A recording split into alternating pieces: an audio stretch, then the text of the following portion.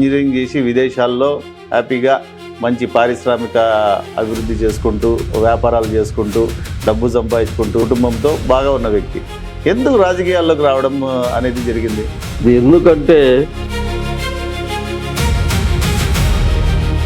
అప్పటికే తంబల్లపల్లిలో పెద్ద పెద్ద నాయకులు గతంలో ఎమ్మెల్యేలుగా చేసిన ఫ్యామిలీలు అన్నీ ఉన్నాయి. కానీ మీరు ఏ విధంగా టికెట్ సాధించుకున్నారు అని అంటే ఏం చెప్తారు? టికెట్ నేను సాధించుకోలేదు.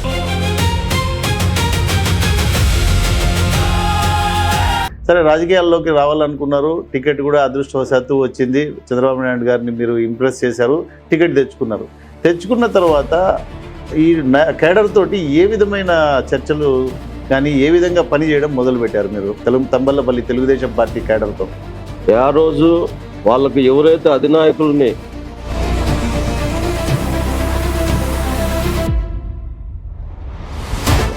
రాజకీయాల్లోకి రావడానికి ముఖ్య కారణం మీ సామాజిక వర్గమైన మొరుసుకాపు రెడ్లు నియోజకవర్గంలో ఎక్కువగా ఉన్నారు, గెలుపు నల్లేరు మీద నడకలాగా ఉంటుంది అని అనుకొని వచ్చారు అని అంటే దానికి మీ సమాధానం ఏంటి? ఇంతవరకు మొరుసుకాపు రెడ్లు ఎవరు కూడా ఎమ్మెల్యేగా మిథున్ రెడ్డి గారు కావచ్చు, పెద్దిరెడ్డి రామచంద్రారెడ్డి గారు కావచ్చు, వాళ్ళ బ్రదర్ పెద్దిరెడ్డి ద్వారకనాథ్ రెడ్డి గారు కావచ్చు, వాళ్ళు second supreme fully established politically. వాళ్ళ మీద మీరు పోటీ చేయడము అనేది ఆ థాట్ని ఏ విధంగా మీరు ఎట్లా మిమ్మల్ని మీరు అనలైజ్ చేసుకున్నారు? ఏ విధంగా ముందుకు పోవచ్చని అనే ధైర్యంతో ముందుకు వచ్చారు? మన చేత కాదనుకుంటే ఏదో ఒకటి చేయగలగాల, వీళ్ళకి ఎదురుగా నిలబడాల.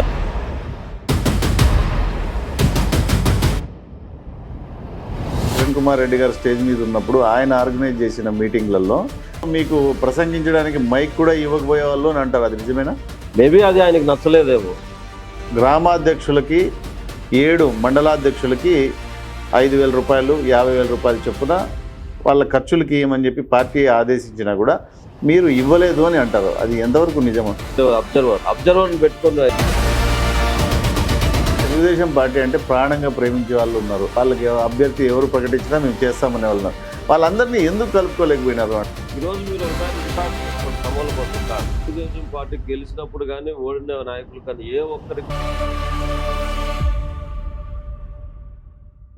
కానీ మీరు వైఎస్ఆర్సీపీకి సంబంధించిన కోవర్టు అని, మీకు గార్లపెంట దగ్గర మైనింగ్లో వైఎస్ఆర్సీపీ నాయకులతో భాగస్వామ్యంలో బిజినెస్లు నడుస్తున్నాయి అని వాళ్ళు చేస్తున్న అభియోగం. గాలి వార్తలు. ఎలక్షన్ ముందు వైఎస్ఆర్సీపీ నుంచే మీకు ఒక 10 కోట్ల రూపాయల పైన డబ్బులు కూడా ముట్టినాయి అని చెప్పని అంటారు. నేను వైసీపీ వాళ్ళతో రిజిస్ట్రేషన్తో కూడిన డాక్యుమెంట్స్ కూడా ఉన్నాయి గార్లపెంట దగ్గర అని అంటారు. ఇప్పుడు వాళ్ళ కోవర్ట్ అయితే ఇవన్నీ చేస్తానా?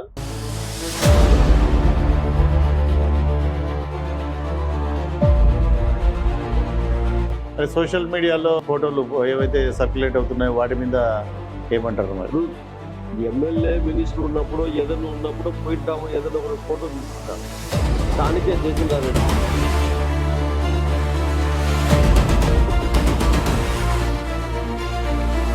చాలా ఎమోషనల్ అవుతున్నారు. పార్టీ నుంచి మీకు సపోర్ట్ తగినంత రాలేదు అనేసి అనుకుంటున్నారా? మన నుంచి ఏం జరుగుతుందో ఆ మంచి పై వరకు చేరనీలేదు. అది ఎందుకు చేరనీలేదు అనేది 2 సార్లు నా బండ్ల మీద అటెంప్ట్ చేసినారు. నామినేషన్ రోజు ఏదో ఒకటి చేయాలని చెప్పి గలాటలు పెట్టిందని చెప్పి నామినేషన్ రోజు రాళ్ళేసి చేసినారు, కేసులు పెట్టినారు. నాకు కూడా చాలా మంది చెప్తారు, ఏందన్నా వాడిని ఇట్లా వదిలేసినావు అట్లా వదిలేసినావు. ఎందుకు అభిమానంతో ఒక నాయకుని ఉంది అభిమానంతో ఇంత చేసుకున్నది.